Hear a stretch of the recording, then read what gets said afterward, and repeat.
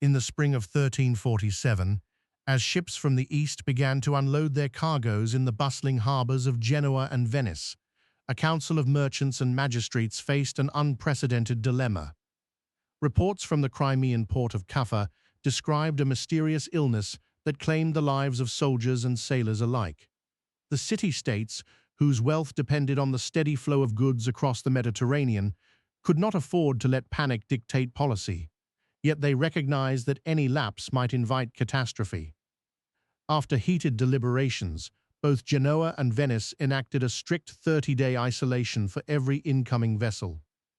Crews were confined aboard, cargo was stored in sealed warehouses, and no passenger was permitted ashore until the period elapsed without signs of disease.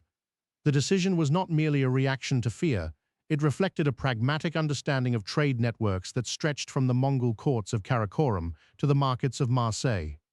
By imposing quarantine, the maritime republics preserved their commercial lifelines while creating a buffer that would prove decisive for the continent. The policy spread quickly along the Italian coast and into other port cities, establishing a precedent for public health measures long before the concept existed in any formal sense. Because the plague never crossed the Mediterranean barrier, the demographic trajectory of Europe remained on its pre-mid-century course. Birth rates continued to outpace mortality, especially in the fertile plains of northern France and the English Midlands, where the heavy plough and windmills had already increased agricultural yields. By 1380, scholars estimate that the continent's population approached 80 million souls, a figure comparable to the high point reached a century earlier in our own timeline before the Black Death's devastation. Rural estates, organized around manorial courts and bound by feudal obligations, found an ample labor pool to till their fields.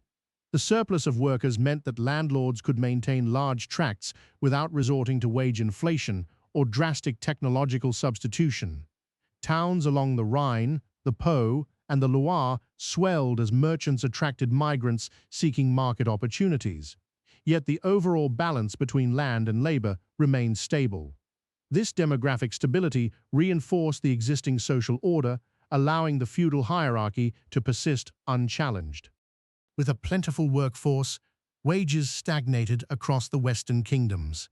Peasants, though numerous, found little leverage to demand higher pay or better conditions. Any attempt at dissent was quickly quelled by local lords whose courts held both judicial and military authority. The absence of a demographic shock meant that labor shortages so central to the upheavals after 1348 in our history never materialized. Consequently, large-scale peasant revolts, such as those that erupted in England during the 1380s, failed to gain traction. The merchant oligarchies of Genoa and Venice continued to dominate their city-states, but their power rested on trade rather than on a new class of wealthy landowners emerging from agricultural surplus. Latin remained the lingua franca of educated circles, binding scholars across the Holy Roman Empire, France, and the papal court in Avignon. Universities in Bologna, Paris, and Oxford flourished, yet their curricula stayed rooted in scholasticism and classical texts rather than turning toward empirical inquiry spurred by social crisis. The Hundred Years' War, which had ignited a decade earlier in 1337 over contested claims to the French crown, found itself prolonged by the very stability that quarantine had preserved. England's royal finances, bolstered by a steady flow of tax revenue from an unshrunken peasantry, could sustain long campaigns without resorting to desperate levies or widespread conscription. France, likewise, drew upon its abundant population to field armies year after year. Without the depopulation that historically weakened both kingdoms, neither side achieved decisive advantage for decades. Battles such as Crécy and Poitiers still occurred, but their outcomes did not translate into sweeping territorial changes because each realm could replenish its ranks quickly. The war settled into a grinding stalemate, with intermittent truces punctuated by raids along the frontier of Aquitaine. The conflict's persistence drained resources but also reinforced feudal bonds. Local lords raised levies from their serfs, who in turn owed military service under traditional obligations. This dynamic delayed any shift toward standing professional armies and kept the medieval mode of warfare alive well into the 15th century. Artistic patronage in this alternate Europe remained concentrated within the mercantile republics that had benefited most from the quarantine policy. Venice, Genoa, and the Lombard cities continued to commission works that celebrated civic pride and commercial triumph. However, without the shock of a pandemic to disrupt entrenched hierarchies, the diffusion of patronage into the broader nobility was slower.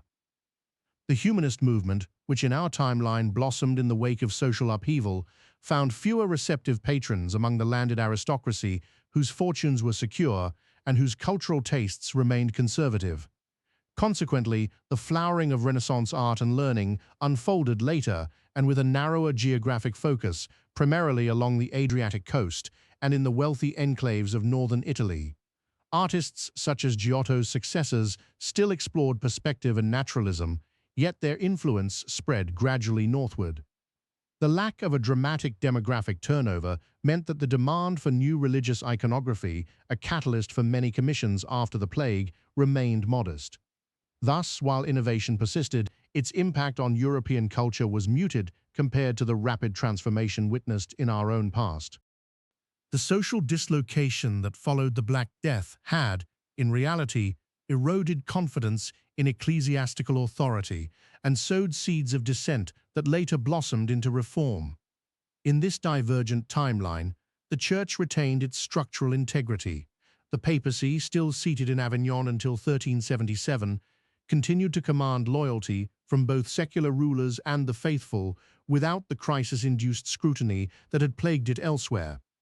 Without mass mortality to expose clerical corruption, such as the sale of indulgences to fund plague relief, the grievances that fueled early reformers remained localized and lacked a unifying narrative. Scholars like John Wycliffe still articulated theological critiques, but their arguments failed to resonate widely among a populace whose daily lives were not disrupted by disease.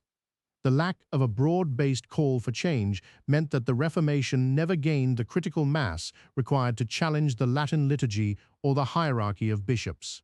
The Church's role as a unifying cultural force persisted well into the 16th century, shaping education, art, and law across the continent. By the early 16th century, Europe's demographic surplus translated into an abundant labor force and a surplus of capital within the merchant republics. With stable populations and continued prosperity, states such as Spain, Portugal, England, and the Italian city-states turned their attention outward earlier than in our history. Financed by prosperous ports that had never suffered the economic contraction caused by plague, expeditions set sail across the Atlantic with unprecedented vigor. By 1540, colonial footholds existed along the eastern seaboard of what would become North America, and settlements were established on Caribbean islands.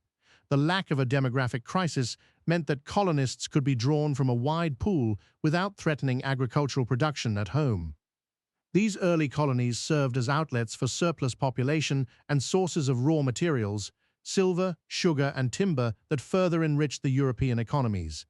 The mercantile powers, accustomed to managing complex trade networks across Eurasia thanks to the still vibrant Mongol conduits, adapted their commercial expertise to transatlantic commerce.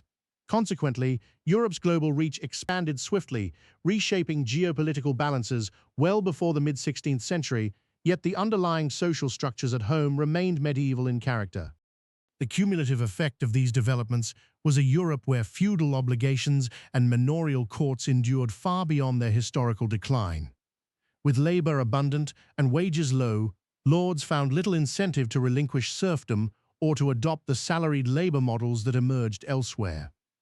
Manorial courts continued to adjudicate disputes over land use, inheritance, and local taxes, preserving a legal framework rooted in medieval custom. The bureaucratic apparatus of emerging nation-states remained underdeveloped. Royal administrations relied on feudal intermediaries to collect revenues and enforce law. Even as exploration generated wealth, that capital was funneled back into the patronage networks of merchant cities rather than into centralized state institutions. Thus, by the early modern period, Europe presented a paradox: outwardly dynamic, with overseas colonies and burgeoning trade, yet internally anchored in a social order that medieval chroniclers would have recognized. The absence of the Black Death's demographic shock delayed the erosion of feudal ties, allowing them to coexist with nascent capitalist enterprises.